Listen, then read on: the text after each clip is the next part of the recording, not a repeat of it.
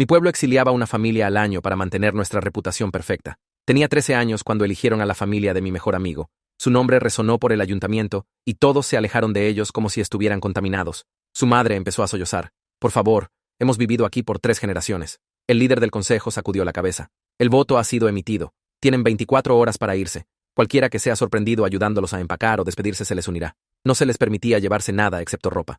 Su casa, autos, cuentas bancarias, todo se convirtió en propiedad comunitaria. El departamento del sheriff rodeó su hogar para asegurarse de que nadie se acercara. Observé por mi ventana mientras mi mejor amigo cargaba bolsas de basura llenas de ropa en su furgoneta deteriorada que el pueblo les permitió conservar. Miró hacia mi casa y saludó. Me agaché bajo la ventana, demasiado asustado para saludar de vuelta. Esa noche no pude dejar de temblar. ¿Y si nos eligen después? Le pregunté a mi padre. Entonces nos vamos sin nada, dijo. Ahora deja de hablar de eso. Cada año, cuando se acercaba la votación del exilio, tenía ataques de pánico. Todo el pueblo se reunía en el salón donde cada familia emitía votos anónimos sobre quién debería irse. La familia con más votos se iba en 24 horas. Lo llamaban mantener los estándares comunitarios. Cuando tenía 15 años, eligieron a los García porque su hijo fue sorprendido fumando marihuana. Señor García suplicó de rodillas. Era solo marihuana. Es un buen chico. El uso de drogas amenaza nuestra reputación, dijo el líder del consejo. El voto se mantiene. Señora García tenía cáncer y necesitaba tratamientos disponibles solo en nuestro hospital local.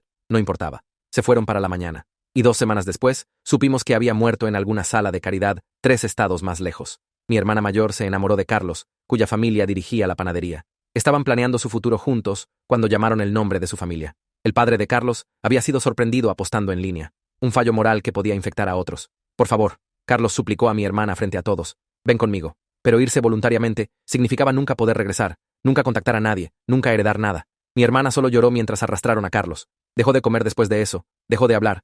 Solo miraba la nada hasta que mis padres la enviaron a una institución. Cuando cumplí 17 años, empecé a notar patrones. Las 5 familias fundadoras, las que poseían los negocios principales, se sentaban en el consejo, controlaban el sistema de votación. Nunca fueron elegidas. Nunca. En 50 años de exilios, ningún miembro de las familias fundadoras se había ido. ¿Cómo nunca fueron votadas para salir? Le pregunté a mi madre en voz baja. Su cara se puso pálida. Deja de hacer preguntas. Pero seguí observando. El consejo recogía las papeletas en una caja cerrada a la que solo ellos podían acceder. Contaban votos en privado. Anunciaban resultados sin verificación. No era un voto. Era una selección disfrazada de democracia. 3 meses después, llamaron nuestro nombre. Mi madre colapsó. Hemos hecho todo bien. Nunca causamos problemas. El líder del consejo sonrió fríamente. La comunidad ha hablado. Más tarde, supe por qué. Mi padre había sido promovido en la fábrica sobre el hijo de un miembro de la familia fundadora. Éramos competencia ahora. Teníamos que irnos. Mientras empacábamos nuestra ropa en bolsas de basura, los vecinos miraban desde las ventanas, pero nadie ayudó.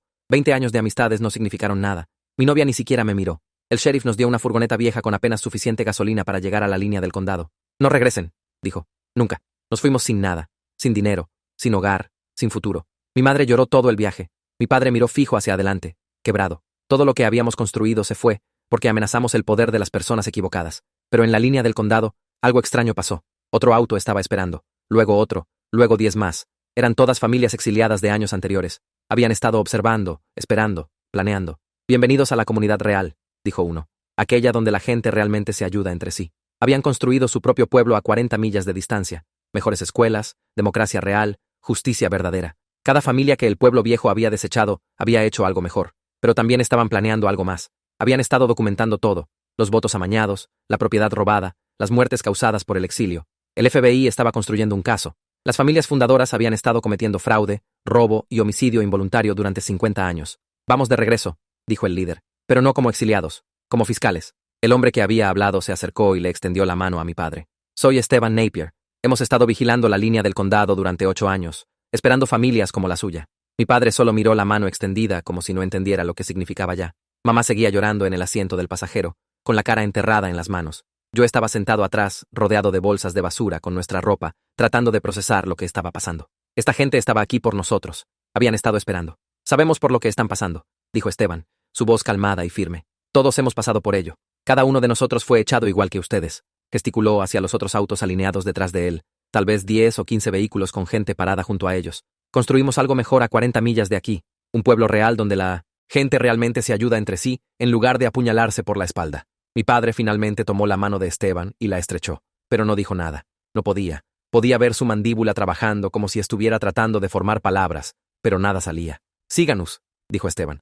Tenemos un lugar listo para ustedes. Comida, ropa, todo lo que necesiten esta noche. Ya no están solos. La caravana de autos arrancó y los seguimos por la carretera. Nuestra furgoneta deteriorada temblando y sacudiéndose.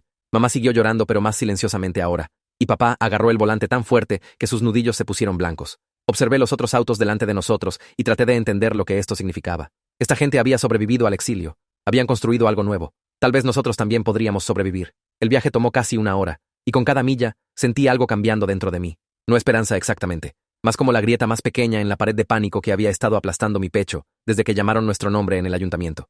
Salimos de la carretera hacia un camino más pequeño, luego hacia un sendero de tierra que serpenteaba a través de algunos árboles. Cuando salimos del otro lado, no podía creer lo que estaba viendo. Había un pueblo real, no alguna colección triste de remolques y carpas como me había imaginado. Casas reales se alineaban a ambos lados de una calle pavimentada. Un edificio escolar se sentaba en una esquina, 2 pisos de alto, con ventanas que realmente tenían vidrio. Un centro comunitario ocupaba toda una cuadra, más grande que cualquier cosa en nuestro pueblo viejo, excepto la fábrica. Luces de calle alineaban los caminos. Jardines crecían en patios delanteros. Bicicletas de niños yacían en entradas. Esto no era un campamento de refugiados. Este era un lugar funcional donde la gente vivía vidas normales. ¿Cómo construyeron todo esto?, pregunté, pero mis padres no respondieron. Ambos estaban mirando por el parabrisas con la misma expresión de shock que probablemente tenía en mi cara.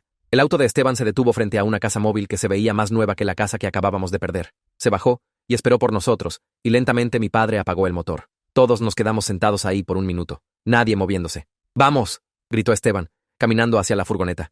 Déjenme mostrarles su nuevo lugar. Nos bajamos y lo seguimos por 3 escalones hasta la puerta principal. La desbloqueó y gesticuló para que entráramos. La casa móvil estaba amueblada, un sofá y sillas en la sala, una mesa con 4 sillas en el área de la cocina, cortinas en las ventanas, platos en los gabinetes. El refrigerador estaba lleno de comida, verdaderos comestibles como leche y huevos y pan y fiambre. Los armarios tenían ropa colgando, diferentes tallas para todos nosotros. El baño tenía toallas y jabón y champú. Alguien había hecho las camas con sábanas limpias. Mi madre caminó hacia la cocina y abrió el refrigerador. Luego, solo se quedó ahí mirando toda la comida adentro. Sus hombros empezaron a temblar e hizo este sonido como si algo se rompiera dentro de su pecho. Pero este llanto era diferente del llanto en la furgoneta. Se volteó y miró a Esteban con lágrimas corriendo por su cara. ¿Por qué nos están ayudando? Ni siquiera nos conocen.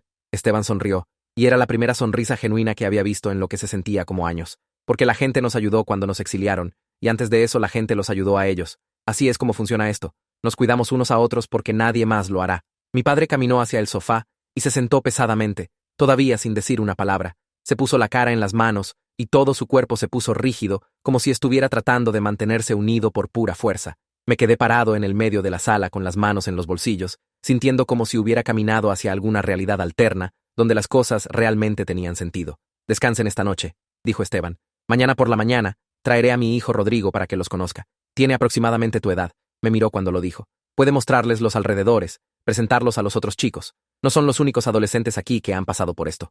Después de que Esteban se fuera, solo nos quedamos ahí parados en la casa móvil, sin saber qué hacer con nosotros mismos. Mamá empezó a desempacar las bolsas de basura con ropa, colgando cosas en armarios como si fuéramos a quedarnos aquí, como si esto fuera real. Papá se quedó en el sofá, mirando nada. Fui a lo que aparentemente era mi dormitorio y me acosté en la cama. Las sábanas olían a detergente, la almohada era suave. A través de las paredes delgadas, podía escuchar a mi madre llorando otra vez en su cuarto. Estos sollozos silenciosos que continuaron y continuaron. El silencio de mi padre se sentía aún peor de alguna manera. Al menos cuando mamá lloraba, sabía que todavía estaba sintiendo cosas. Papá simplemente se había apagado completamente, como si alguien hubiera volteado un interruptor y apagado todo lo que lo hacía quien era. Miré el techo y pensé en mi mejor amigo saludando desde la furgoneta de su familia 8 años atrás. Tenía 13 años y tanto miedo que me agaché bajo mi ventana en lugar de saludar de vuelta. Esa memoria me había estado comiendo por años, pero esta noche se sintió aún más pesada. Había sido un cobarde entonces cuando no me costaba nada ser valiente. Solo un saludo de despedida para mostrarle que todavía me importaba, pero me escondí en su lugar. Ahora estaba acostado en una cama extraña en un pueblo extraño, exiliado igual que él había sido, y todavía no sabía si podría ser valiente cuando realmente importara. La vergüenza de ese momento se estrelló sobre mí una y otra vez. Tenía 17 años ahora, pero me sentía como ese niño asustado de 13 años escondido bajo la ventana. ¿Y si todavía era el mismo cobarde? ¿Y si el exilio no cambió nada sobre quién realmente era? Me quedé ahí acostado escuchando a mi madre llorar y el terrible silencio de mi padre, y me pregunté si alguno de nosotros estaría bien otra vez. La mañana siguiente, Rodrigo apareció en nuestra casa móvil con una chica de aproximadamente mi edad. Tenía cabello oscuro recogido en una cola de caballo desordenada y usaba jeans con hoyos en las rodillas y una camiseta descolorida. Sonrió cuando me vio parado en la entrada, viéndome confundido y cansado. Rodrigo la presentó como Thea Harvey y explicó que su familia fue exiliada hace 2 años. Asentí, y traté de actuar normal, aunque sentía como si mi cerebro todavía estuviera nublado por todo lo que pasó. Thea sugirió que camináramos por el pueblo de exiliados para que pudiera mostrarme dónde estaba ubicado todo. Mi madre estaba sentada en la mesa de la cocina mirando nada, y mi padre ya se había ido con Esteban para ver algún proyecto de construcción. Tomé una chaqueta y seguí a Thea y Rodrigo afuera. El aire matutino estaba frío y metí las manos en los bolsillos mientras caminamos por la calle, pasando otras casas móviles y casas pequeñas. Thea señaló el centro comunitario donde pasaban reuniones y el edificio escolar donde estaría yendo empezando mañana. Habló rápido e hizo chistes sobre cómo el pueblo de exiliados no tenía un cine o un centro comercial, pero al menos nadie pretendía ser perfecto aquí. Pregunté por qué su familia fue exiliada y dijo que su mamá quedó embarazada fuera del matrimonio, lo cual el pueblo viejo llamó un fallo moral. Se rió cuando lo dijo, pero la risa sonó amarga. Su mamá tuvo al bebé y ahora Thea tenía un hermanito que tenía casi 2 años. Dijo que ser exiliada fue probablemente lo mejor que les pasó, porque su mamá conoció a alguien bueno aquí, que realmente quería ser padre del bebé. Nos sentamos en un banco afuera del centro comunitario y Thea preguntó sobre el exilio de mi familia. Le conté sobre la promoción de mi padre y cómo fuimos atacados porque amenazamos a las personas equivocadas. Asintió como si entendiera completamente. Luego dijo algo que me hizo parar y pensar. Dijo que tal vez ser exiliados nos salvó de convertirnos en el tipo de personas que se quedaron en ese pueblo, el tipo que miraba familias ser destruidas y no hacía nada. Nunca había pensado en eso de esa manera antes. Hablamos por horas sobre el pueblo viejo y todas las cosas horribles que habíamos visto pasar ahí. Thea recordó cuando los García fueron exiliados y cómo la señora García murió 2 semanas después. Dijo que su mamá lloró por días después de escuchar esas noticias. Hablamos sobre cómo las familias fundadoras nunca fueron elegidas y cómo todos sabían que los votos eran falsos, pero nadie decía nada. Thea dijo que el miedo hace a la gente cobardes y el pueblo viejo funcionaba con miedo. Estar cerca de ella se sentía extraño porque no estaba destruida por lo que le pasó a su familia. Parecía casi feliz aquí en el pueblo de exiliados. Eso me confundió porque todavía me sentía roto y perdido. Después del almuerzo, Rodrigo me llevó a conocer a Bridget Science, quien dirigía la escuela comunitaria de exiliados. Probablemente tenía 50 años, con cabello gris y ojos amables. Se sentó conmigo en su pequeña oficina y preguntó sobre mis calificaciones y qué clases había estado tomando. Expliqué que se suponía que fuera estudiante de último año este año y necesitaba graduarme a tiempo.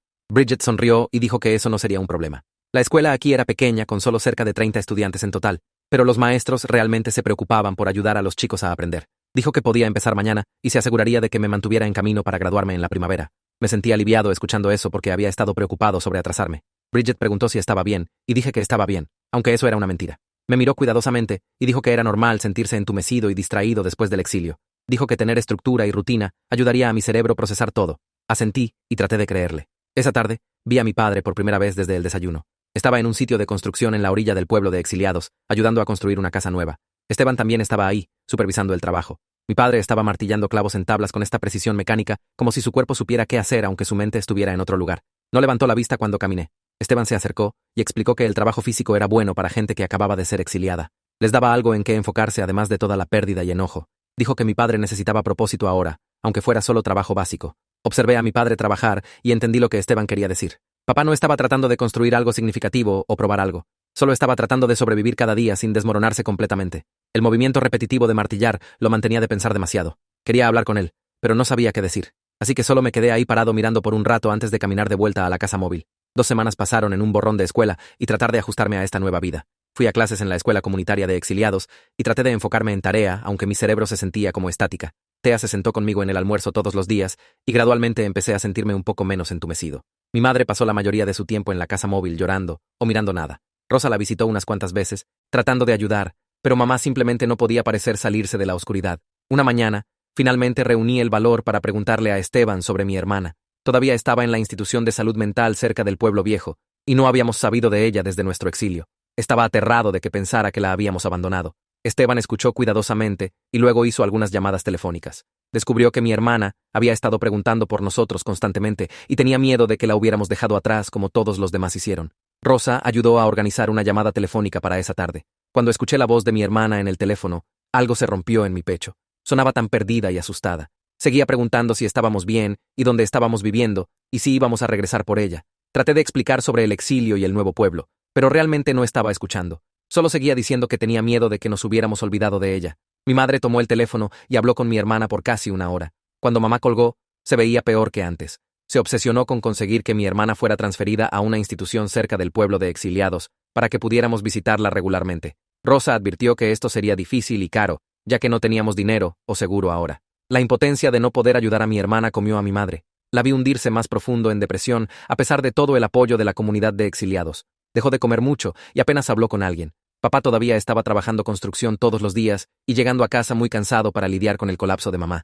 Me sentí atrapado entre ambos, sin saber cómo ayudar a ninguno. Rodrigo debe haber notado que estaba luchando, porque me invitó a pasar tiempo con los otros adolescentes exiliados un sábado por la tarde. Como 15 chicos aparecieron en el centro comunitario con edades de 13 a 19 años. Todos eran sorprendentemente normales. Bromearon y se quejaron de tarea, y hablaron de enamoramientos y discutieron sobre música y películas. Estar cerca de ellos me ayudó a entender que el exilio no tenía que definir todo sobre en quién nos convertimos. Todavía podíamos ser gente regular a pesar de lo que nos hicieron. Un chico llamado Juan hizo a todos reír contando historias sobre sus terribles intentos de cocinar. Una chica llamada Sara habló sobre sus aplicaciones universitarias. Otro chico se quejó de su hermano menor molesto. Todos habían pasado por el trauma del exilio, pero no estaban dejando que los destruyera. Después de unas cuantas semanas, Wallace Holt se me acercó en el centro comunitario y preguntó si quería ayudar con trabajo de documentación para el caso del FBI. Explicó que estaban grabando la historia de cada familia exiliada como evidencia. Me sentí aterrado pensando en revivir todo, pero Rodrigo se ofreció como voluntario para sentarse conmigo durante la entrevista.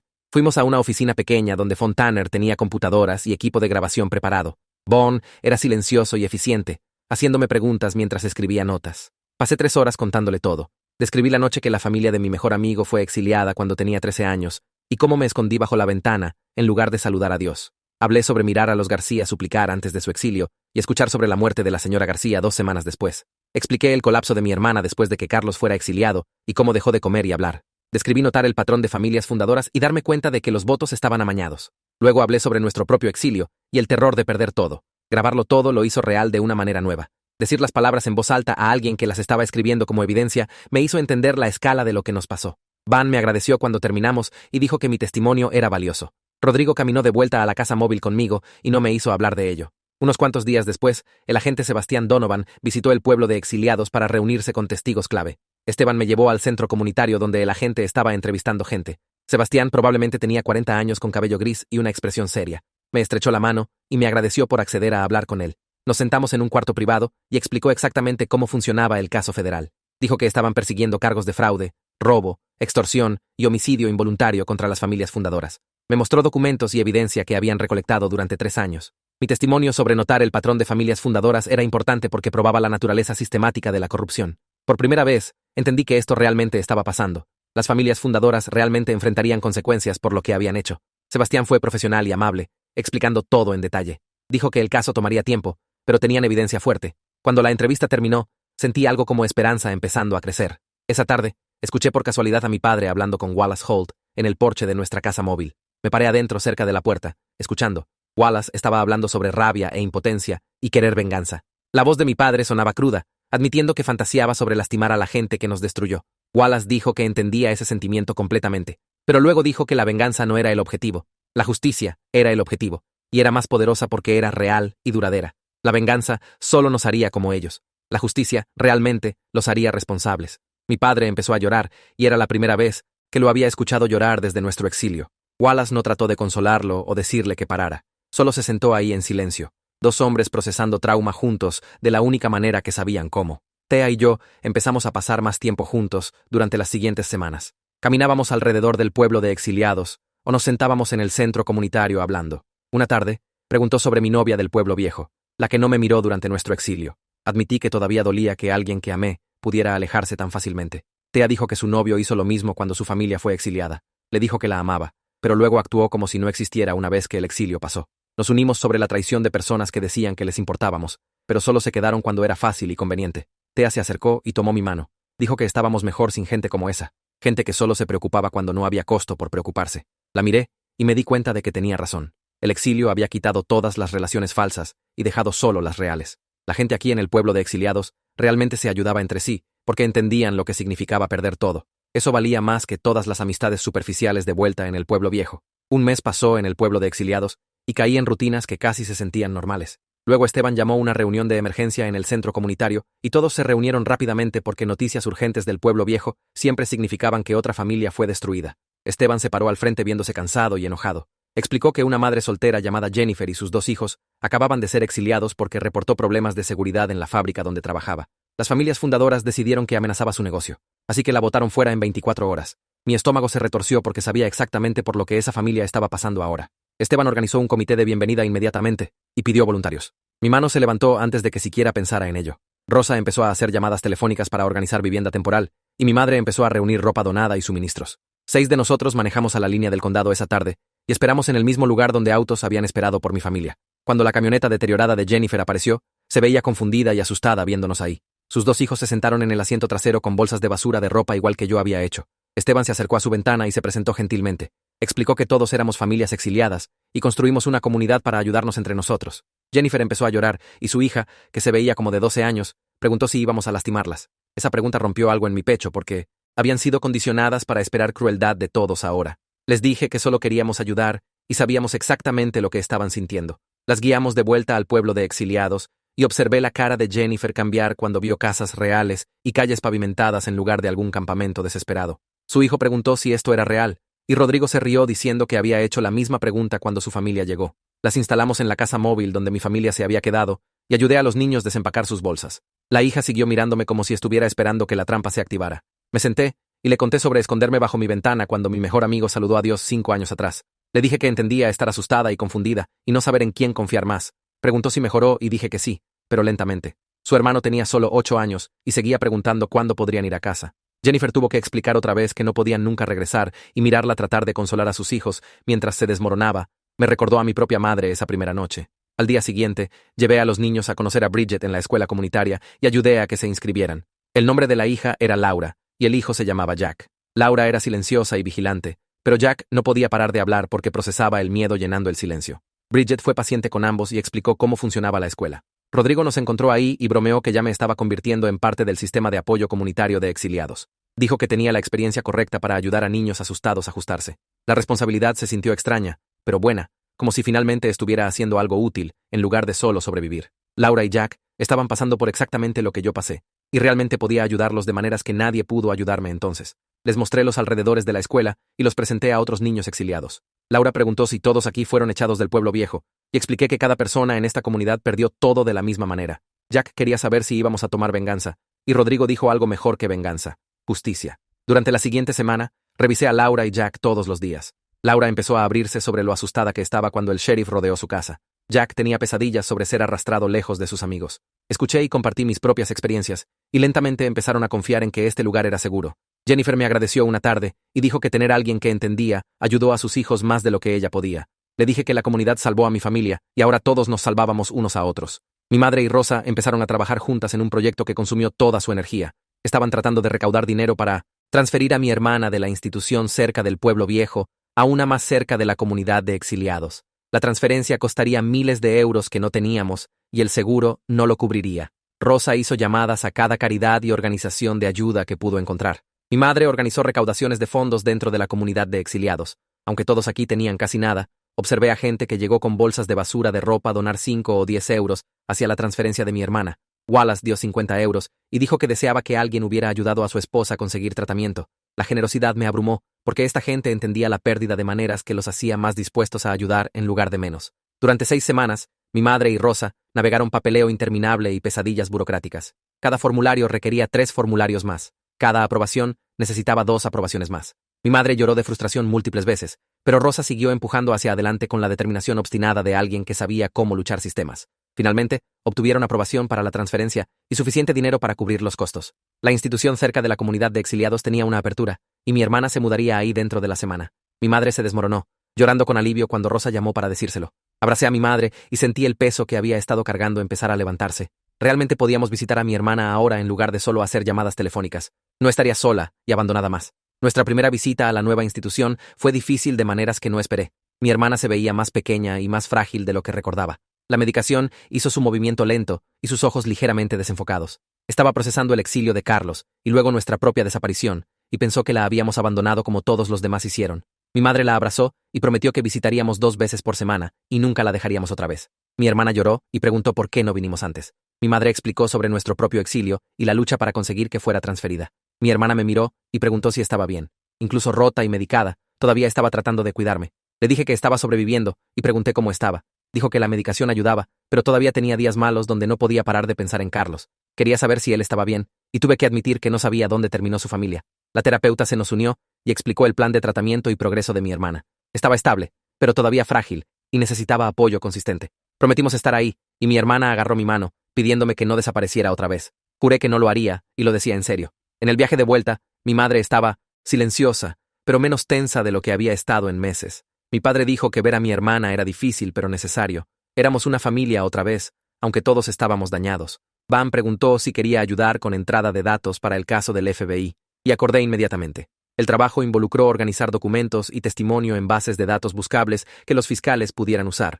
Bond me mostró el sistema y explicó cómo cada entrada necesitaba ser etiquetada y referenciada cruzadamente. Empecé a leer a través de testimonios de familias exiliadas, y la escala de crueldad se volvió abrumadora. Cada entrada representaba vidas destruidas y futuros robados. Leí sobre familias desgarradas y gente que murió porque el exilio los cortó del cuidado médico. Las familias fundadoras habían estado haciendo esto por 50 años, y la documentación probó el atacar sistemático de cualquiera que amenazara su poder. Pasé horas en la computadora ingresando datos y viendo patrones emerger. Exiliaron competidores de negocios y denunciantes, y cualquiera que cuestionara su autoridad. La aleatoriedad que siempre había asumido era realmente destrucción calculada. Van notó que me estaba poniendo tenso, y me dijo que tomara descansos cuando los necesitara. Pregunté cómo se mantenía calmado leyendo todo esto, y dijo que la ira era útil, pero ahogarse en ella no. Canalizó su rabia en documentación precisa que pondría a las familias fundadoras en prisión. Traté de hacer lo mismo, pero algunas entradas golpearon muy fuerte. Leer sobre la familia de mi mejor amigo y los García y la familia de Carlos hizo que mis manos temblaran. Bogn puso su mano en mi hombro y dijo que tomar descansos no era debilidad. Salí afuera, y Rodrigo me encontró sentado en los escalones. No preguntó qué estaba mal, solo se sentó junto a mí en silencio. Después de un rato, regresé adentro y seguí trabajando porque esto importaba más que mi comodidad. Thea notó que me estaba obsesionando con el trabajo de documentación. Pasé cada hora libre en la computadora ingresando datos y referenciando cruzadamente testimonio. Se apareció en el centro comunitario una tarde y físicamente me arrastró lejos del escritorio. Dijo que necesitaba ser un adolescente normal por unas cuantas horas en lugar de ahogarme en el trauma de otra gente. Manejamos a un pueblo cercano que ninguno de nosotros había visitado antes. Thea escogió una película aleatoria que estaba en el cine y compramos boletos sin siquiera revisar de qué se trataba. Por 2 horas, me olvidé del exilio y corrupción y justicia. La película era estúpida y divertida y completamente sin sentido. Después, caminamos alrededor del pueblo mirando en ventanas de tiendas y comiendo helado. Thea habló sobre cosas normales como música y libros y lo que quería estudiar en universidad. Estar lejos de la comunidad de exiliados y el caso del FBI se sintió extraño, pero bueno. Manejamos de vuelta mientras el sol se estaba poniendo y Thea se detuvo en un estacionamiento vacío. Se volteó hacia mí y dijo que estaba contenta de que nos conocimos, aunque las circunstancias fueran terribles. Estuve de acuerdo y dije que ella hizo todo más soportable. Se inclinó y me besó, y fue la primera cosa genuinamente buena que pasó desde nuestro exilio. Estaba aterrado de preocuparme por alguien otra vez, después de ver a mi novia alejarse tan fácilmente. Pero Thea hizo que se sintiera que valía la pena el riesgo, porque entendía la pérdida de maneras que la hacía más leal, no menos. Nos sentamos en el auto hablando hasta que se oscureció, y me llevó de vuelta a la casa móvil. Entré sintiéndome más liviano de lo que había estado en semanas. Mi padre lentamente empezó a emerger de su depresión lo suficiente para asistir a reuniones comunitarias. No hablaba mucho al principio. Solo se sentaba en la parte trasera y escuchaba. Pero gradualmente empezó a contribuir ideas pequeñas sobre el desarrollo del pueblo de exiliados. Sugirió mejoras al sistema de agua y mejor organización para el jardín comunitario. Esteban lo animó y pidió su aportación en otros proyectos. Mi padre no era el hombre confiado que era antes de nuestro exilio, pero estaba encontrando maneras pequeñas de participar y reconstruir su sentido de propósito. Lo observé hablar con otros hombres exiliados sobre planos de construcción y vi chispas pequeñas de la persona que solía ser. Una tarde, Esteban me llevó a un lado y dijo que mi padre estaba haciendo lo mejor que muchos hombres exiliados que nunca se recuperaron de perder su rol de proveedor y estatus social. Dijo que algunos hombres no podían manejar la pérdida de identidad y simplemente se rendían. Mi padre estaba luchando su camino de vuelta lentamente, y eso tomaba fuerza real. Le dije a Esteban que estaba orgulloso de él, aunque nuestra relación todavía estaba tensa. Esteban dijo que sanar tomaba tiempo para todos y no debería esperar demasiado muy rápido. Mi padre y yo todavía apenas hablábamos, pero mirarlo comprometerse con la comunidad otra vez me dio esperanza de que eventualmente pudiéramos reparar lo que se rompió. 3 meses después de nuestro exilio, Sebastián tuvo otra reunión en el centro comunitario. El cuarto se llenó rápidamente porque todos sabían que esto era importante. Sebastián se paró al frente con Rosa junto a él y anunció que el FBI estaba listo para seguir adelante con el caso. Estarían haciendo arrestos dentro de las siguientes semanas. La comunidad de exiliados estalló en celebración cautelosa. Gente se abrazó y lloró, y algunos solo se sentaron en silencio aturdido. Esto era hacia lo que habíamos estado trabajando por años, pero todos tenían miedo de esperar demasiado en caso de que algo saliera mal. Rosa se paró y nos advirtió que los casos legales eran impredecibles y necesitábamos prepararnos para una lucha larga. Las familias fundadoras contratarían abogados caros y tratarían cada táctica para evitar consecuencias. Dijo que deberíamos esperar que el proceso tome meses o incluso años, pero la evidencia era abrumadora y los fiscales federales estaban confiados. Sebastián explicó que los cargos incluían extorsión, fraude, robo y homicidio involuntario. Cada líder de familia fundadora enfrentaba décadas en prisión si era condenado. Wallace preguntó cuándo pasarían los arrestos, y Sebastián dijo que no podía dar fechas exactas por razones de seguridad. Mi padre preguntó qué pasaría con el pueblo viejo, y Sebastián dijo que nuevo liderazgo tendría que ser establecido. El sistema actual sería desmantelado completamente. Me senté ahí tratando de procesar que la gente que nos destruyó realmente enfrentaría consecuencias reales. No se sentía real todavía, pero estaba pasando. 2 semanas después, recibí una llamada de Rosa preguntando si daría una deposición formal para el caso del FBI. Explicó que significaba viajar al edificio federal y ser entrevistado en video por fiscales. La deposición se convertiría en evidencia oficial usada en corte. Acordé inmediatamente, aunque la idea me aterraba. Mis padres dijeron que vendrían conmigo para apoyo, y Rodrigo se ofreció a esperar en el vestíbulo. La mañana de la deposición, apenas dormí. Manejamos al edificio federal en la ciudad y pasamos por seguridad. Una fiscal llamada Michelle nos conoció y explicó el proceso. Dijo que harían preguntas detalladas sobre todo lo que presencié durante 5 años. Debería responder honestamente y tomarme mi tiempo. El cuarto de deposición tenía cámaras y equipo de grabación. Michelle y otro fiscal se sentaron frente a mí con pilas de documentos. Empezaron con preguntas básicas sobre cuándo primero noté el sistema de exilio y cómo funcionaba. Luego preguntaron sobre exilios específicos que presencié. Describí la familia de mi mejor amigo siendo elegida cuando tenía 13 años. Expliqué mirar desde mi ventana mientras cargaba bolsas de basura en su furgoneta. Admití agacharme bajo la ventana cuando saludó a Dios porque estaba muy asustado para responder. Describir esa cobardía en voz alta fue la parte más difícil. Michelle preguntó por qué estaba asustado y expliqué que ayudar a familias exiliadas significaba que tu propia familia sería elegida después. Preguntó si esa regla fue aplicada y describí el departamento del sheriff rodeando casas exiliadas para prevenir que alguien se acercara. Las preguntas continuaron por 4 horas. Preguntaron sobre los García y la familia de Carlos y los patrones que noté sobre familias fundadoras nunca siendo elegidas. Expliqué cómo rastreé qué familias fueron exiliadas y me di cuenta de que las familias fundadoras eran inmunes a pesar de violaciones de reglas obvias. Michelle me mostró documentos y me pidió verificar información. Cada respuesta se sintió importante, como si estuviera construyendo el caso un detalle a la vez. Cuando finalmente terminamos, me sentí exhausto, pero también orgulloso. Contribuí algo real para hacer responsables a las familias fundadoras. Sebastián se reunió conmigo después de la deposición, mientras mis padres esperaron en el vestíbulo. Dijo que mi testimonio sobre reconocer el patrón de familias fundadoras fue evidencia crucial de corrupción sistemática. El hecho de que noté el patrón a los 17 lo hizo aún más poderoso. Si un adolescente podía ver el amañamiento, entonces los adultos definitivamente sabían y eligieron permanecer en silencio. Dijo que mi edad, cuando empecé a documentar el patrón, probó lo obvio que era la corrupción. Mi testimonio ayudaría establecido que todo el pueblo habilitó a las familias fundadoras a través de ignorancia intencional. Sebastián me agradeció por mi valor al presentarme, y casi me reí porque no me sentía valiente. Me sentía como si finalmente estuviera compensando por años de cobardía. Me dijo que el valor no se trataba de nunca estar asustado, se trataba de hacer lo correcto a pesar del miedo. Dejé el edificio federal sintiendo algo que no había sentido desde nuestro exilio. Orgullo. Tal vez contribuí algo significativo a pesar de todos mis fallos pasados. Tal vez hablar ahora importó aunque me quedé callado por tanto tiempo. Rodrigo me encontró en el vestíbulo y me dio un saludo de puño. Mis padres se veían orgullosos y aliviados. En el viaje a casa, mi padre dijo que estaba impresionado por cómo manejé la deposición. Era el primer cumplido real que me había dado desde nuestro exilio, y no supe cómo responder, así que solo dije, gracias.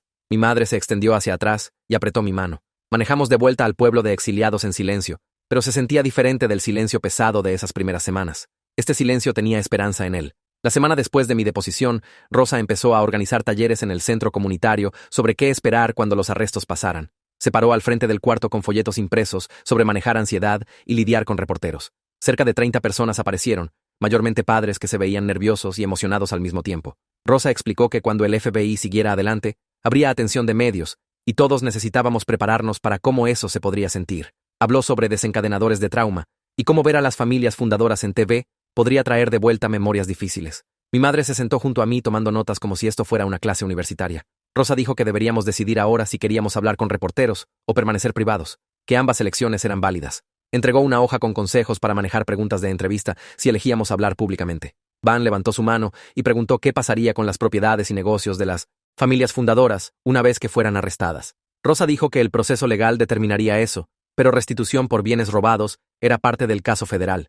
Gente empezó a hacer preguntas todas a la vez sobre fechas límite y fechas de corte y si tendríamos que testificar otra vez. Rosa levantó sus manos y dijo que el FBI contactaría gente individualmente según fuera necesario. Después de que el taller terminó, mi madre se quedó para hablar con Rosa sobre mi hermana. La escuché preguntar si debería decirle a mi hermana sobre los arrestos antes de que pasaran o esperar hasta después. Rosa sugirió preparar a mi hermana gentilmente para que las noticias no fueran un shock completo. Mi madre asintió, pero se veía preocupada. 3 días después, mi madre manejó a la institución para visitar a mi hermana.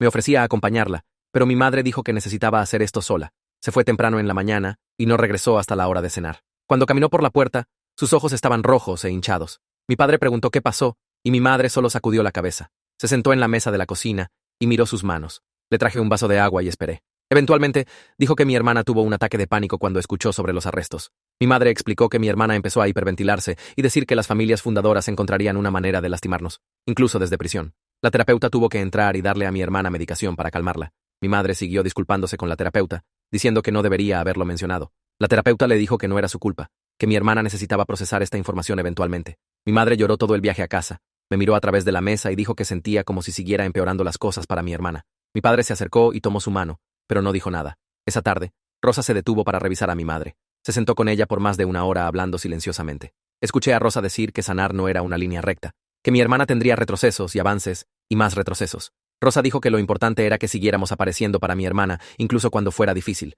Mi madre le agradeció, y Rosa la abrazó antes de irse.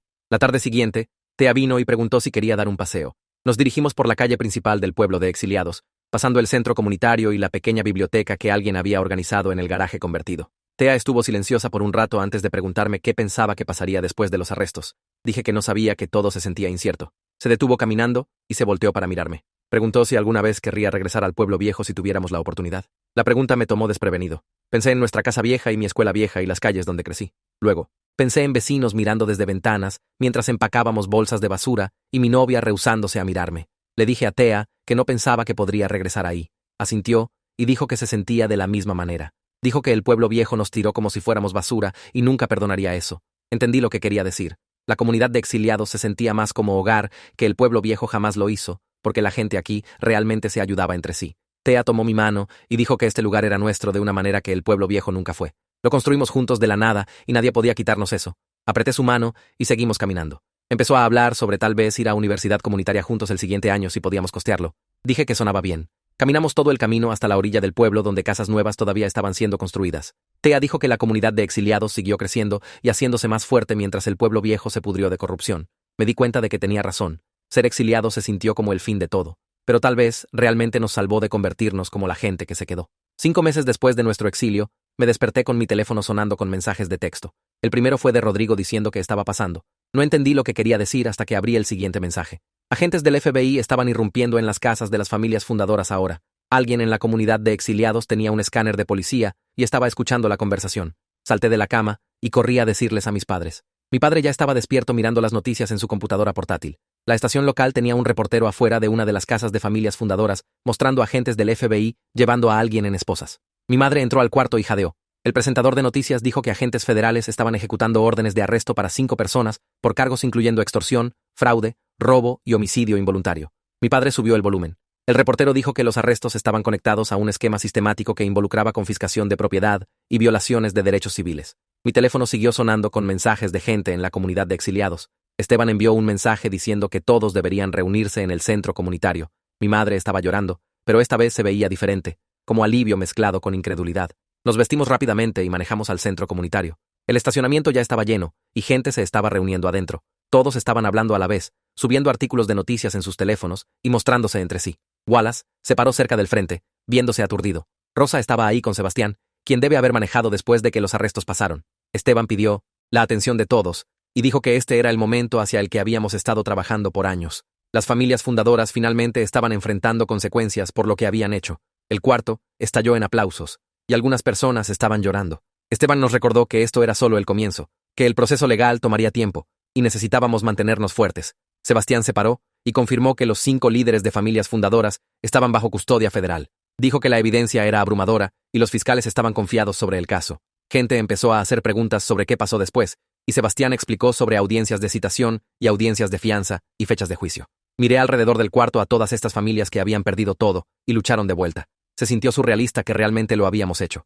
Dentro de una hora, la estación de noticias local estaba llamando a la comunidad de exiliados pidiendo entrevistas. El teléfono de Esteban no pararía de sonar. Reunió un grupo pequeño incluyendo Rosa, Wallace y unos cuantos otros líderes comunitarios para discutir cómo manejar solicitudes de medios. Me senté en la parte trasera del cuarto escuchando. Rosa dijo que necesitábamos controlar nuestra propia narrativa en lugar de dejar que los abogados de las familias fundadoras giraran la historia. Esteban estuvo de acuerdo y dijo que deberíamos ser selectivos sobre con quién hablamos. Alguien sugirió que solo hablemos con reporteros que parecían genuinamente interesados en entender lo que pasó, no solo buscando titulares sensacionales.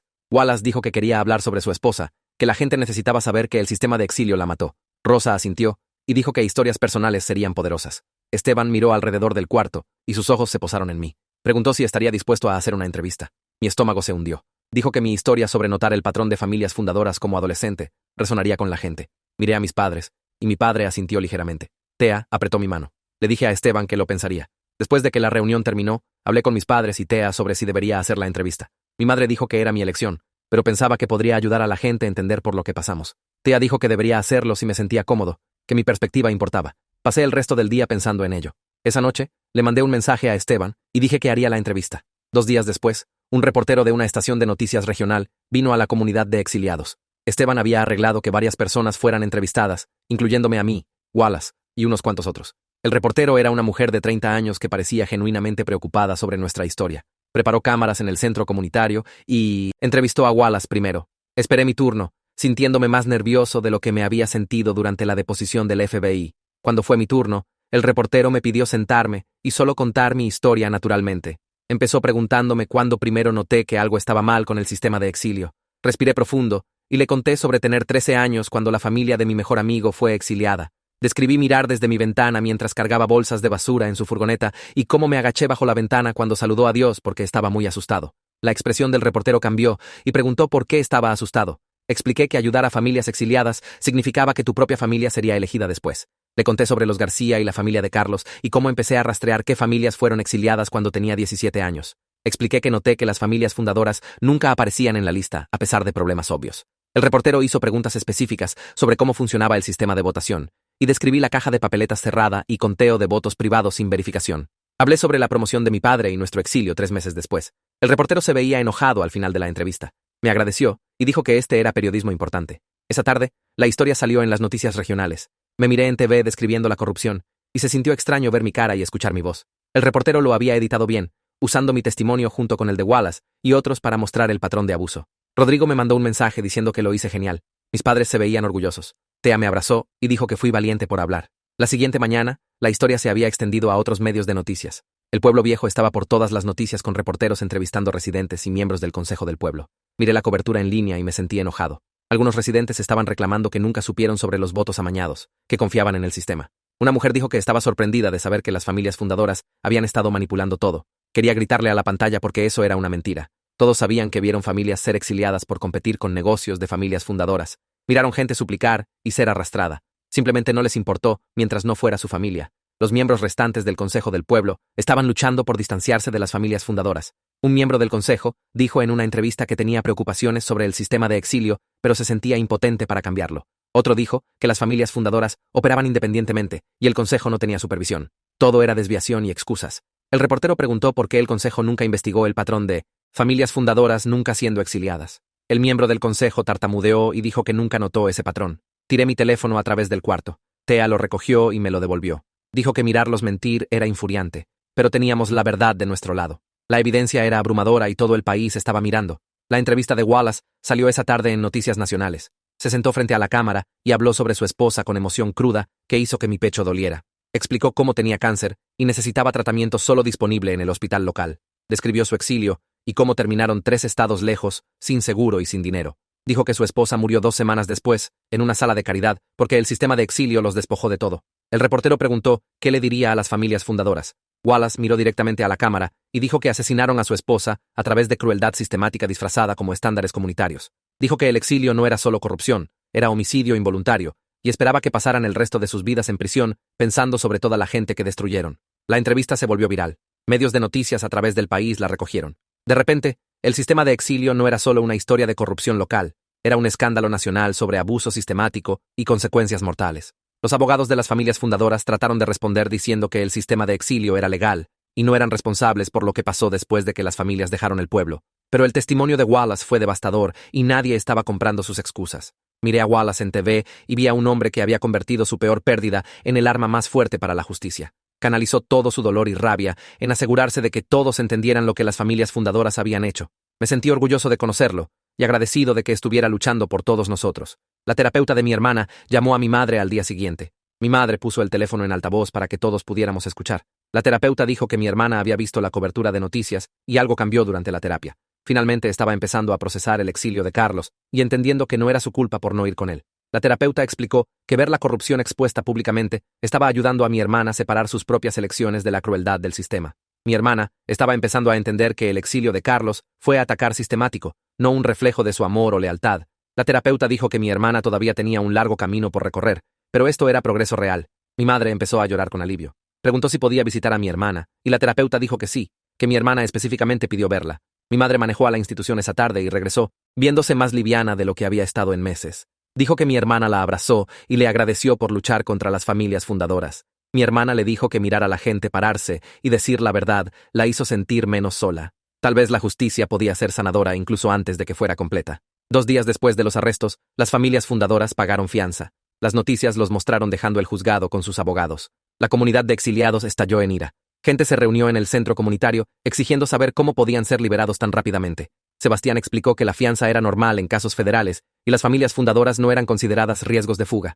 Rosa le recordó a todos que pagar fianza no significaba que eran libres, solo que podían esperar el juicio fuera de la cárcel. Los abogados de las familias fundadoras inmediatamente lanzaron una campaña de relaciones públicas. Tuvieron una conferencia de prensa reclamando que el sistema de exilio era democrático y legal, que sus clientes estaban siendo perseguidos por mantener estándares comunitarios. Un abogado dijo que las familias fundadoras eran pilares de la comunidad que habían servido por décadas. Otro dijo que los cargos federales eran exceso y lucharían vigorosamente. Miré la conferencia de prensa sintiéndome enfermo.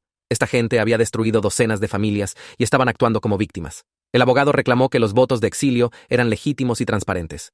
Dijo que si la gente tenía problemas con el sistema, deberían haber planteado preocupaciones a través de canales apropiados, en lugar de hacer acusaciones falsas a autoridades federales. Rosa apagó la TV y le dijo a todos que respiraran. Dijo que gente poderosa siempre niega y desvía cuando son atrapados. Nos recordó que la evidencia era abrumadora y los fiscales federales estaban preparados para estas tácticas. Sebastián añadió que la campaña de relaciones públicas de las familias fundadoras no importaría en corte donde evidencia real sería presentada. Los abogados podían girar cualquier historia que quisieran para los medios, pero no podían girar alrededor de votos amañados documentados, registros falsificados y atacar sistemático. Esteban se paró y dijo que necesitábamos mantenernos enfocados. Los arrestos fueron solo el primer paso. La verdadera lucha venía, y teníamos que estar listos. 6 meses se arrastraron en la comunidad de exiliados mientras el FBI construía su caso. La oficina del fiscal me llamó 3 semanas antes de la fecha de audiencia. Necesitaban que testificara sobre el patrón de familias fundadoras que había notado. Mis manos temblaron cuando colgué el teléfono. Esteban me encontró sentado en los escalones del centro comunitario, mirando nada. Se sentó junto a mí y no dijo nada por un rato. Finalmente, me dijo que podía hacer esto, que mi testimonio importaba. Quería creerle, pero el pensamiento de ver a esos líderes del consejo otra vez hizo que mi estómago doliera. Tea manejó conmigo al juzgado en la mañana de la audiencia. Rodrigo vino también, sentado en el asiento trasero, haciendo chistes estúpidos para evitar que entrara en pánico. Mis padres siguieron en su auto. El juzgado era este edificio masivo de piedra que me hizo sentir pequeño solo mirándolo. Nos estacionamos y caminamos hacia la entrada. Ahí fue cuando los vi. Los 5 líderes de familias fundadoras parados con sus abogados en los escalones del juzgado. Se veían más viejos de lo que recordaba, pero todavía se cargaban como si poseyeran todo. Uno de ellos miró en mi dirección, y sus ojos se pusieron fríos. Mis manos empezaron a temblar tan fuerte que tuve que meterlas en mis bolsillos. Tea agarró mi brazo y apretó. Rodrigo se movió más cerca en mi otro lado. Caminamos pasando las familias fundadoras sin decir nada. Dentro del juzgado, mis padres encontraron asientos en la galería. Mi madre se veía aterrada. La mandíbula de mi padre estaba apretada. Tea apretó mi mano una vez más antes de que tuviera que ir a esperar en el cuarto de testigos. Rodrigo me dio un saludo de puño y me dijo que los destruyera. El fiscal vino a prepararme una última vez. Era esta mujer aguda de 40 años que había estado trabajando el caso por meses. Me recordó hablar claramente, responder solo lo que se preguntara, y no dejar que los abogados defensores me pusieran nervioso. Asentí, pero mi boca estaba muy seca para hablar. Cuando me llamaron a testificar, caminé hacia ese juzgado en piernas que apenas funcionaban.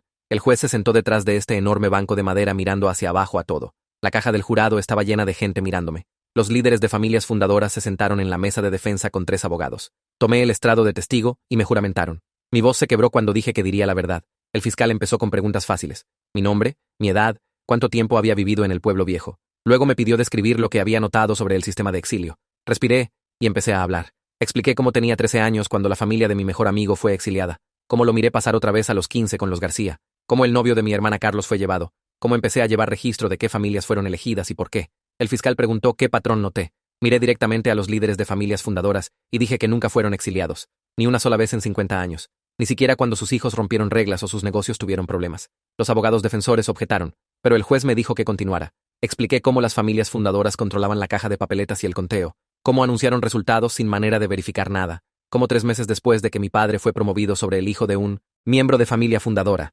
Nuestro nombre fue llamado. El fiscal me mostró documentos, mis propias notas de años de mirar los votos de exilio, registros que Vaughn había compilado mostrando qué familias poseían negocios y cuáles fueron exiliadas. El patrón estaba ahí mismo en blanco y negro. Cualquiera que compitiera con el poder de familias fundadoras fue removido. El abogado defensor se paró para contrainterrogatorio. Era este hombre mayor en un traje caro que me miró como si fuera basura. Preguntó si estaba amargado sobre ser exiliado. Dije que sí. Preguntó si quería venganza. Dije que quería justicia. Trató de hacerme sonar como algún adolescente enojado inventando conspiraciones, pero cada vez que empujó, señalé de vuelta a la documentación. Los números no mentían. Las familias fundadoras nunca fueron exiliadas a pesar de violaciones obvias. Todos los demás fueron removidos por errores pequeños. El juez siguió viéndose más y más enojado mientras respondía preguntas. Su expresión cambió de neutral a disgustado. Cuando el abogado defensor sugirió que no podía posiblemente entender la complejidad de gobernanza comunitaria a mi edad, el juez realmente interrumpió. Dijo que un adolescente que pudo rastrear corrupción sistemática por 5 años claramente entendía bastante. El abogado defensor se sentó viéndose frustrado. El fiscal me hizo una pregunta final. ¿Creía que el sistema de exilio era justo y democrático? Dije que no. Era un proceso de selección amañado disfrazado como votación, diseñado para remover a cualquiera que amenazara el poder de familias fundadoras. Me despidieron y caminé de vuelta a mi asiento. Mis piernas estaban temblando, pero lo había hecho. Había dicho la verdad frente a todos. Thea agarró mi mano mientras me senté. Mis padres estaban llorando en la galería. El siguiente testigo fue Wallace. Lo había visto enojado antes, pero esto era diferente. Caminó a ese estrado con esta determinación fría que hizo que todo el juzgado se pusiera silencioso. El fiscal le pidió describir lo que pasó a su familia. La voz de Wallace no tembló para nada. Explicó cómo fueron exiliados 8 años atrás por el cargo menor de robo en tienda de su hijo adolescente, cómo su esposa tenía cáncer de etapa 3 y necesitaba tratamiento solo disponible en el hospital local, cómo el exilio los despojó de seguro y acceso a cuidado. El juzgado estaba completamente silencioso mientras Wallace describió manejar 3 estados lejos con su esposa moribunda, encontrar una sala de caridad que la tomara, mirarla deteriorarse sin tratamiento apropiado, sostener su mano cuando murió 2 semanas después del exilio. Su voz finalmente se quebró en esa última parte. Los abogados defensores objetaron, diciendo que el exilio mismo era legal y no eran responsables por lo que pasó después de que las familias dejaron el pueblo.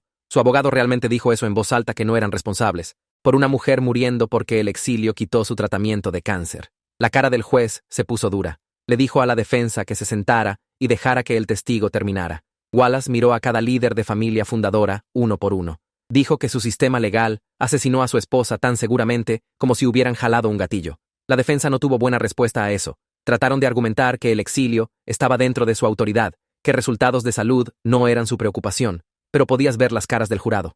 No lo estaban comprando. Durante las siguientes semanas, otras familias exiliadas testificaron. El patrón se volvió imposible negar. Un trabajador de fábrica que reportó violaciones de seguridad fue exiliado 3 meses después. Una maestra que cuestionó el presupuesto escolar fue removida por supuesto fallo moral. Un dueño de tienda cuyo negocio compitió con tiendas de familias fundadoras fue atacado por problemas de impuestos que resultaron ser fabricados. Los fiscales presentaron evidencia de votos amañados, papeletas falsificadas con la misma escritura, registros digitales mostrando que las familias fundadoras se reunieron privadamente antes de cada voto de exilio, cadenas de correos electrónicos discutiendo qué familias atacar después, registros bancarios probando que se beneficiaron de propiedad confiscada. Testigo tras testigo describió la corrupción sistemática.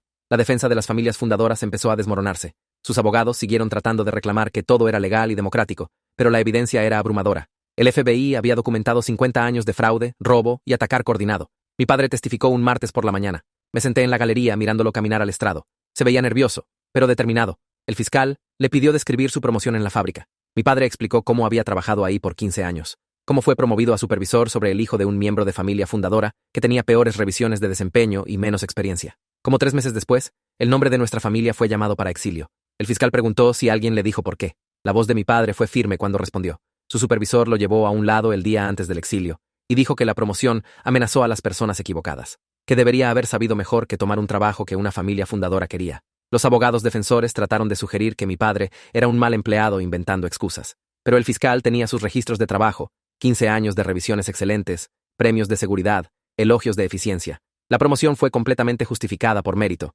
La defensa no tenía nada. Miré a mi padre sentarse ahí y decir la verdad sobre lo que nos hicieron. Ya no estaba roto. Se estaba parando a la gente que destruyó nuestras vidas. La defensa llamó testigos del pueblo viejo que reclamaron que el sistema de exilio era justo y democrático. Residentes regulares que dijeron que confiaban en el conteo de votos del Consejo, que todo parecía legítimo, pero bajo contrainterrogatorio, todos se desmoronaron.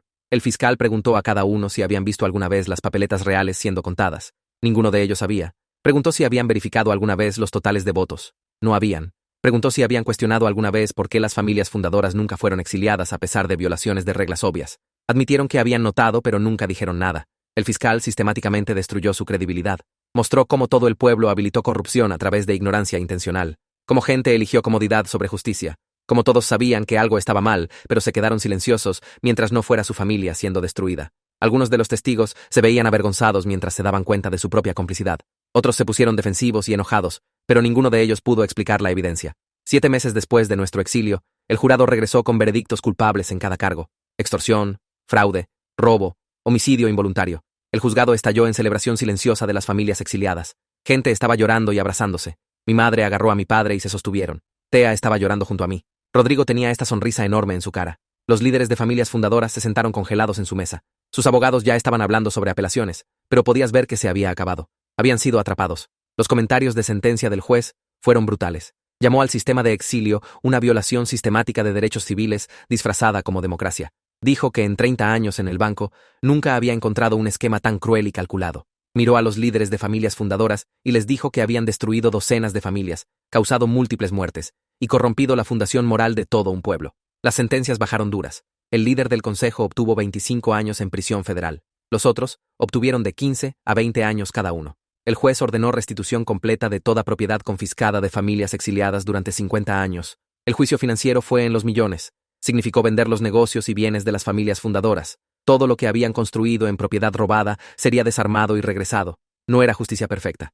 Nada podía traer de vuelta a la esposa de Wallace, o deshacer el colapso de mi hermana, o darme de vuelta esos años de miedo. Pero fue responsabilidad real, consecuencias sustanciales. La gente que nos destruyó iba a prisión por décadas. El pueblo viejo fue forzado a disolver el sistema de exilio inmediatamente. Los miembros restantes del consejo renunciaron en desgracia. Supervisión federal fue mandatada para nuevas elecciones y reformas de gobernanza.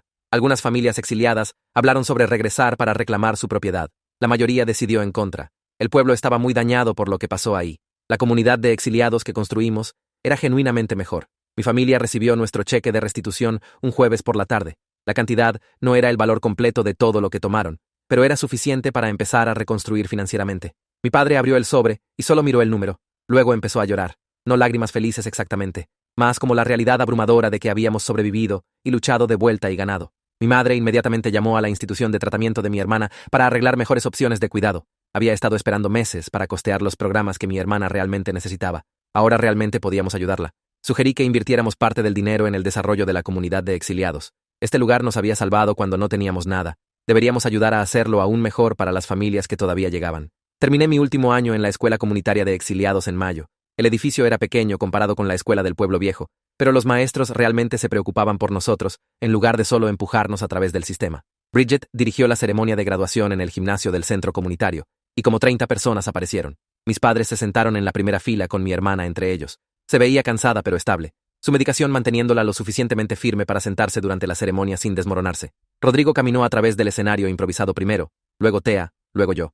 Bridget me entregó mi diploma y me abrazó fuerte. Dio un discurso sobre cómo todos habíamos sobrevivido a algo que debería habernos destruido, y ahora éramos más fuertes de lo que la mayoría de la gente sería jamás. Mi madre empezó a llorar a la mitad. Mi padre puso su brazo alrededor de ella y la acercó. Mi hermana se acercó y tomó la mano de mi madre. Mirarlos sentarse ahí juntos así, apoyándose unos a otros en lugar de desmoronarse, se sintió como prueba de que realmente habíamos pasado por la peor parte. La ceremonia duró 40 minutos. Después, la gente comió pastel y tomó fotos. Los padres de Rodrigo me felicitaron. Wallace me estrechó la mano y me dijo que debería estar orgulloso. Thea me besó frente a todos, y mi hermana sonrió por primera vez en meses. Manejamos a casa juntos en la furgoneta con la que habíamos llegado, el mismo vehículo deteriorado que el pueblo viejo nos dio con apenas suficiente gasolina para llegar a la línea del condado. Mi padre la había arreglado durante el año pasado, reemplazó la transmisión y pintó sobre el óxido. Ahora funcionaba suavemente en lugar de traquetear como si se pudiera desmoronar en cualquier segundo. Thea vino esa noche y nos sentamos en el porche hablando sobre el otoño. Había sido aceptada en la universidad comunitaria a 20 minutos de distancia, igual que yo y Rodrigo. Sus padres querían que aplicara a escuelas más grandes más lejos del pueblo de exiliados, lugares con mejores programas y más oportunidades. Les dijo que no, que este lugar nos salvó cuando no teníamos nada, y no íbamos a abandonarlo ahora que las cosas estaban mejorando. Queríamos quedarnos y ayudar a hacerlo más fuerte. Rodrigo apareció una hora después con pizza del lugar que su padre manejaba. Comimos en el porche y bromeamos sobre ser la segunda generación de la comunidad de exiliados, los niños que crecieron aquí, en lugar de solo llegar rotos y asustados. Rodrigo dijo que teníamos una responsabilidad de asegurarnos de que nada como el sistema del pueblo viejo pasara otra vez en ningún lugar. Tea dijo que deberíamos empezar una organización sin fines de lucro para documentar sistemas de exilio en otros lugares y ayudar a familias a luchar de vuelta. Dije que deberíamos enfocarnos en terminar universidad primero. Pero la idea se me quedó. Realmente podríamos hacer algo significativo con lo que nos pasó. Podríamos convertir nuestro trauma en algo que ayudara a otra gente en lugar de solo cargarlo para siempre. Mi padre fue contratado como supervisor en una planta manufacturera en la ciudad, a 30 minutos al norte. El trabajo pagaba mejor que su posición vieja en la fábrica del pueblo viejo, y la compañía realmente promovía gente basada en mérito, en lugar de conexiones familiares. Llegó a casa el día que obtuvo la oferta y le dijo a mi madre mientras estaba haciendo cena. Dejó caer la cuchara que estaba sosteniendo y lo abrazó tan fuerte que pensé que podría romper sus costillas. Todavía tenía días difíciles donde el trauma regresaba y no podía salir de la cama. Algunas mañanas solo miraba el techo por una hora antes de que pudiera enfrentar ir a trabajar. Pero la mayoría de días estaba genuinamente bien, reconstruyendo su sentido de quién era más allá del hombre que perdió todo. Mi madre me dijo una noche que estaba orgullosa de cómo luchó a través de la oscuridad en lugar de dejar que lo consumiera completamente. Dijo que muchos hombres exiliados nunca se recuperaron de perder su rol como proveedores y protectores. Mi padre fue uno de los afortunados que encontró su camino de vuelta. Mi madre empezó a ir a reuniones organizacionales de la comunidad de exiliados 3 veces por semana. Ayudó a coordinar apoyo para familias recién llegadas, asegurándose de que tuvieran comida y ropa, y alguien con quien hablar que entendiera por lo que estaban pasando. Trabajó con Rosa en proyectos de defensoría, empujando por leyes que prevendrían que sistemas de exilio operaran en otros pueblos. El trabajo le dio propósito más allá de solo sobrevivir cada día. La depresión que casi la destruyó después de nuestro exilio se había levantado lo suficiente para que pudiera funcionar y ayudar a otra gente. No era la misma persona que era antes de que fuéramos exiliados. Esa versión de mi madre murió el día que el consejo llamó nuestro nombre. Pero esta nueva versión era más fuerte de maneras que realmente importaban, enfocada en ayuda mutua, en lugar de mantener apariencias. Me dijo una vez que perder todo le enseñó lo que era real y lo que era actuación. El pueblo viejo funcionaba con actuación. La comunidad de exiliados funcionaba con gente realmente ayudándose entre sí. Mi hermana fue dada de alta del tratamiento residencial en junio y se mudó a un apartamento supervisado a 10 minutos de nuestra casa. El apartamento tenía 2 dormitorios, una cocina pequeña y un baño que apenas cabía una persona. Compartía el espacio con otra mujer de su programa de tratamiento, alguien que entendía horarios de medicación y citas de terapia y el trabajo diario de mantenerse estable. Mi hermana consiguió un trabajo de medio tiempo en el centro comunitario, ayudando con archivos y contestando teléfonos 4 horas al día. El trabajo era simple. Bot le dio estructura y una razón para salir de la cama. Todavía era frágil. Algunos días no podía manejar estar cerca de gente y tenía que llamar por enfermedad. Algunas noches tenía ataques de pánico sobre Carlos y necesitaba llamar a su terapeuta para apoyo de emergencia. Pero estaba reconstruyendo su vida pieza por pieza, en lugar de solo existir en una niebla de medicación y supervisión. Vino a cenar un domingo y me dijo que estaba orgullosa de mí por testificar contra las familias fundadoras. Le dije que estaba orgulloso de ella por sobrevivir todo lo que pasó. Ambos lloramos un poco y mi madre nos hizo comer más comida de la que queríamos porque así era como mostraba amor. Wallace empezó una fundación en el nombre de su esposa para ayudar a familias exiliadas a acceder a cuidado médico y apoyo legal. Había estado ahorrando dinero de su trabajo en la ferretería y, combinado con donaciones de otros miembros de la comunidad de exiliados, tenía suficiente para registrarse oficialmente como organización sin fines de lucro. La oficina de la fundación era solo un cuarto en el centro comunitario con un escritorio y una computadora, pero era real y funcional.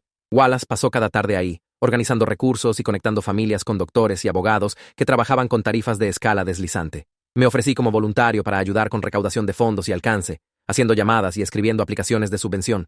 Wallace me dijo una noche que canalizar su dolor en ayudar a otros era lo único que hizo que la muerte de su esposa se sintiera menos sin sentido. Si podía salvar incluso una familia de perder a alguien de la manera que perdió a ella, entonces tal vez su muerte contó para algo. Entendí lo que quería decir. El trauma podía o destruirte completamente o convertirse en combustible para asegurarte de que no le pasara a otra gente. Wallace eligió la segunda opción, y mirarlo trabajar me inspiró a hacer lo mismo. El agente Donovan visitó la comunidad de exiliados en julio para una reunión final con todos los que contribuyeron al caso.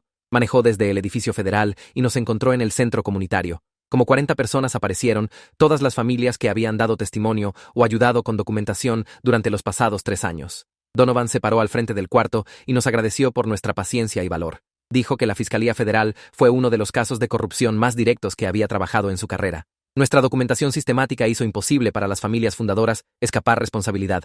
Cada pieza de evidencia que recolectamos, cada testimonio que dimos, cada patrón que identificamos, construyó un caso hermético que ningún abogado defensor pudo desmoronar. Se acercó a mí específicamente y me estrechó la mano. Dijo que mi testimonio sobre reconocer el patrón de familias fundadoras cuando tenía 17 años fue evidencia crucial de corrupción sistemática. Si un adolescente podía ver el amañamiento tan claramente, los adultos definitivamente sabían lo que estaba pasando. Me sentí genuinamente orgulloso por primera vez desde nuestro exilio, como si tal vez contribuí algo significativo a la justicia en lugar de solo sobrevivir. Alguna gente del pueblo viejo empezó a acercarse para disculparse después de que las condenas se volvieron públicas. Cartas llegaron al centro comunitario dirigidas a familias exiliadas, llenas de explicaciones sobre miedo y presión, y no saber qué hacer. Llamadas telefónicas llegaron pidiendo perdón y entendimiento. La comunidad de exiliados tuvo reacciones mixtas. Algunas personas aceptaron las disculpas y trataron de reconstruir conexiones con antiguos vecinos y amigos. Dijeron que todos estaban atrapados en el sistema juntos y las familias fundadoras eran el verdadero enemigo.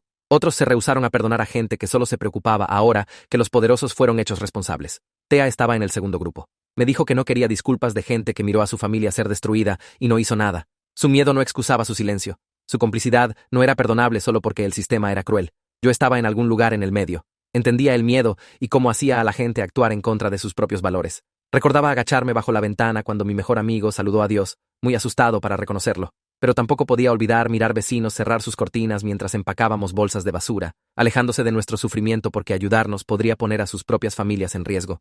Entender por qué la gente actuó mal no significaba que tenía que perdonarlos o dejarlos de vuelta en mi vida. Mi antigua novia del pueblo viejo me envió una carta en agosto. El sobre tenía mi nombre escrito en su escritura, y casi la tiré sin abrirla. Pero Thea me dijo que debería leerla y decidir cómo me sentía después, en lugar de evitarla completamente. La carta era de 4 páginas de largo.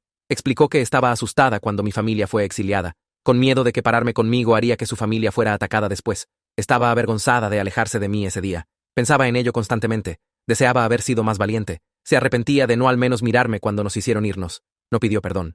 Solo quería que supiera que entendía que lo que hizo estuvo mal, y lo sentía. Leí la carta 2 veces. Luego escribí de vuelta una respuesta corta. Le agradecí por la disculpa, y le dije que apreciaba su honestidad, pero también expliqué que había seguido adelante con mi vida, y encontrado a alguien que realmente se preocupaba por mí lo suficiente para pararse conmigo cuando las cosas se pusieron difíciles. Cerrar ese capítulo con claridad en lugar de amargura se sintió bien. No necesitaba perdonarla u odiarla. Solo necesitaba seguir adelante. El pueblo viejo tuvo una ceremonia pública en septiembre, donde residentes restantes se disculparon formalmente con familias exiliadas.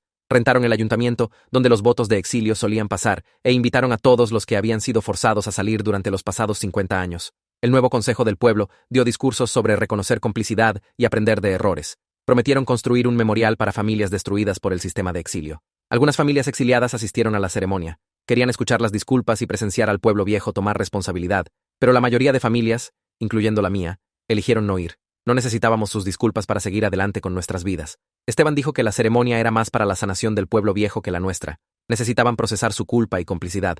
Ya habíamos hecho nuestro trabajo de sanación en la comunidad que construimos juntos, apoyándonos unos a otros a través del trauma y construyendo algo mejor que lo que nos fue quitado. Mi familia se quedó en casa ese día. Tuvimos cena juntos, los 5 de nosotros, incluyendo a mi hermana. Mi padre asó hamburguesas en el patio trasero. Mi madre hizo ensalada de papa.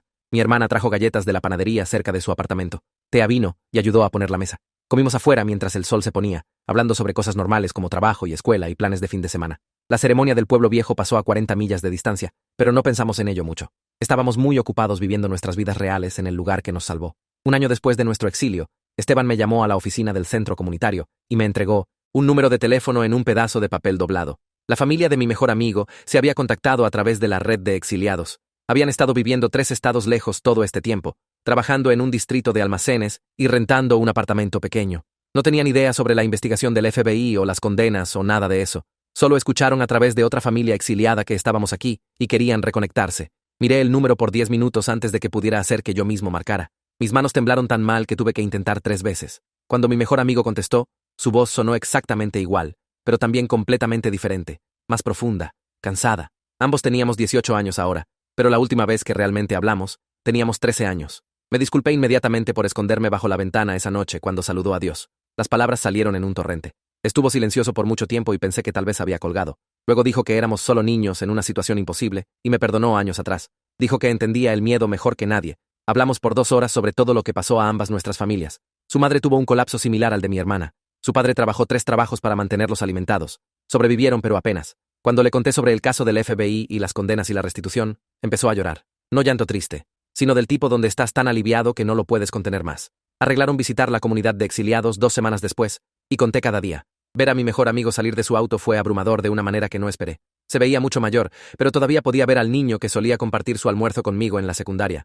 Nos abrazamos por mucho tiempo mientras nuestras familias se pararon alrededor mirando. Su madre abrazó a mi madre, y ambas lloraron. Su padre le estrechó la mano a mi padre, y solo se asintieron entre sí, como si entendieran algo sin necesidad de decirlo.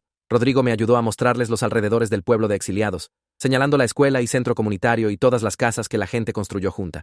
Mi mejor amigo siguió mirando alrededor con esta expresión de incredulidad. Dijo que había estado viviendo en un lugar donde todos pretendían que las familias exiliadas no existían, donde mencionar el pueblo viejo te daba miradas raras y silencio. Estar aquí con gente que realmente entendía se sintió como si pudiera respirar apropiadamente por primera vez en 5 años. Su familia decidió mudarse a la comunidad de exiliados en lugar de regresar al pueblo viejo. Dijeron que regresar al lugar que los destruyó sonaba como tortura, incluso con dinero de restitución. Los ayudé a encontrar una casa y conseguir muebles donados del almacén comunitario. Les mostré cómo funcionaba la economía cooperativa y los presenté a Esteban y Rosa y Wallace. Rodrigo y yo ayudamos a su hermana menor inscribirse en la escuela. El ciclo de ayuda mutua continuó exactamente como cuando mi familia primero llegó.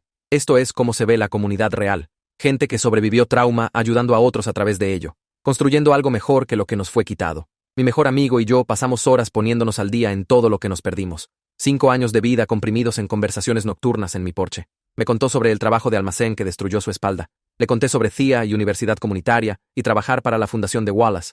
Hablamos sobre el pueblo viejo y cómo ambos todavía teníamos pesadillas sobre el día del exilio. Se sintió como reclamar un pedazo de mi infancia que el exilio robó. No recuperarlo exactamente, pero encontrarlo otra vez en una forma diferente. La comunidad de exiliados celebró el aniversario de 1 año de las condenas de las familias fundadoras con un festival que fue parte memorial y parte celebración. Wallace organizó todo con ayuda de mi madre y Rosa. Pusimos mesas en el estacionamiento del centro comunitario y todos trajeron comida. Había una pared memorial con fotos y nombres de gente que murió por causa del sistema de exilio. La foto de la señora García estaba ahí, la esposa de Wallace, un hombre que tuvo un ataque cardíaco 2 días después de que su familia fue exiliada, una chica adolescente que se quitó la vida después de que su familia fue destruida. Nos paramos frente a esa pared por 1 hora mientras la gente contó historias sobre los que perdimos. Fue triste, pero también importante, recordando que esto no se trataba solo de corrupción y casos legales. Se trataba de gente real, que sufrió y murió porque las familias fundadoras querían poder. Luego cambiamos a celebrar que sobrevivimos y construimos algo mejor. Hubo música y niños corriendo jugando. Gente se rió y bailó y actuó normal. Me paré con mi familia y Tea y Rodrigo y mi mejor amigo, y me sentí genuinamente agradecido por esta comunidad que nos salvó. Todos podríamos haber permanecido rotos y aislados. En su lugar, nos encontramos y hicimos algo real. 18 meses después de nuestro exilio, mi hermana me llamó desde su apartamento sonando nerviosa y emocionada al mismo tiempo. Conoció a alguien en su grupo de apoyo, un chico que estaba lidiando con su propio trauma de una situación familiar abusiva. Habían estado hablando por semanas, y él le pidió una cita real. Quería saber si pensaba que estaba lista. Le dije que solo ella y su terapeuta podían responder eso. Fue a la cita, luego a otra. Se movió cuidadosamente con la guía de su terapeuta, tomando las cosas lento y siendo honesta sobre sus luchas. Mirarla tomar ese riesgo después de todo por lo que pasó con Carlos me puso emocional de una manera que no esperé. Todavía estaba sanando, y probablemente siempre estaría. La medicación ayudaba, pero todavía tenía días difíciles donde no podía salir de la cama, pero estaba viviendo su vida en lugar de solo sobrevivir.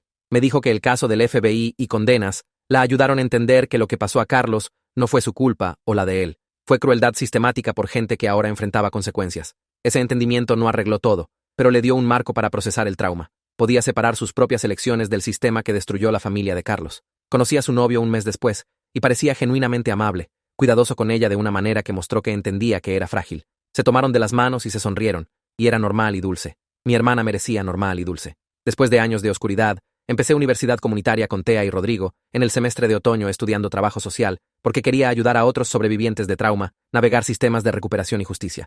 Mi experiencia con exilio y el caso del FBI me mostró que cambio sistemático era posible cuando la gente documentó abuso y luchó de vuelta colectivamente. Una persona hablando fue ignorada. 50 familias con evidencia y coordinación obtuvieron condenas federales. Quería aprender cómo ayudar a la gente a organizar ese tipo de acción colectiva, cómo construir casos y reunir testimonio y empujar por responsabilidad. Las tareas de profesores se sintieron significativas porque estaba aprendiendo habilidades que realmente usaría para ayudar gente, no solo teoría abstracta, sino herramientas prácticas para trabajo de defensoría. Tea estaba estudiando manejo de organizaciones sin fines de lucro para que pudiera ayudar a dirigir organizaciones como la Fundación de Wallace. Rodrigo estaba haciendo ciencias de computación con enfoque en sistemas de base de datos para trabajo de defensoría.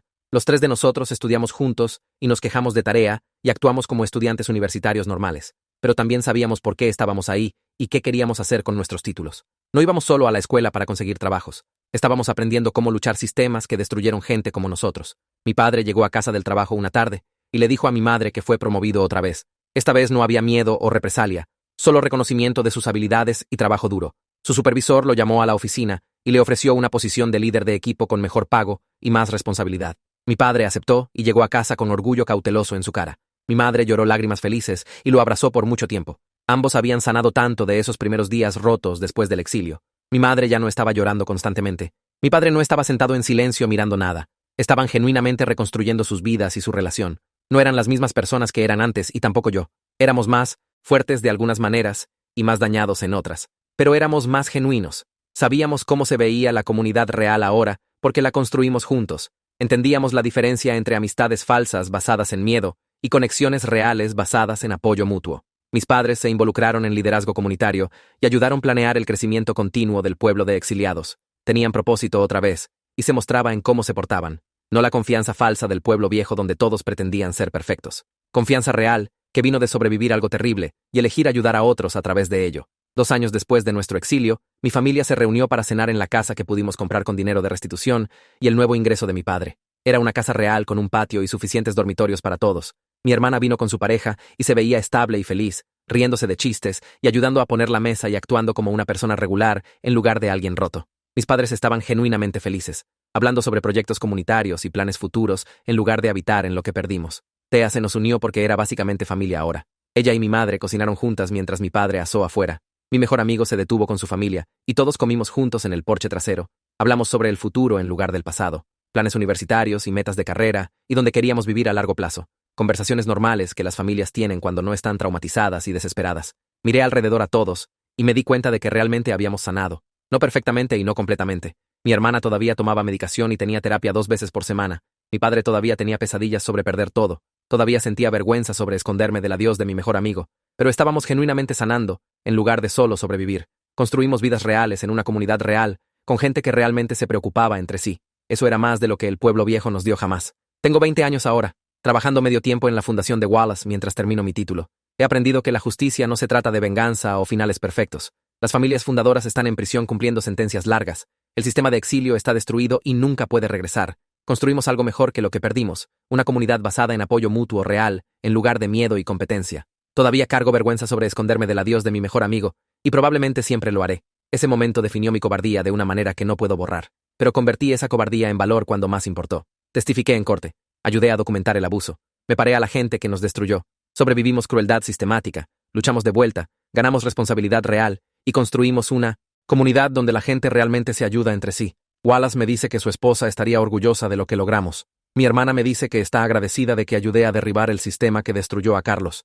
Mis padres me dicen que están orgullosos de en quien me convertí después de que el exilio me forzó a crecer rápido. Ese no es un final perfecto, pero es uno real, y es suficiente.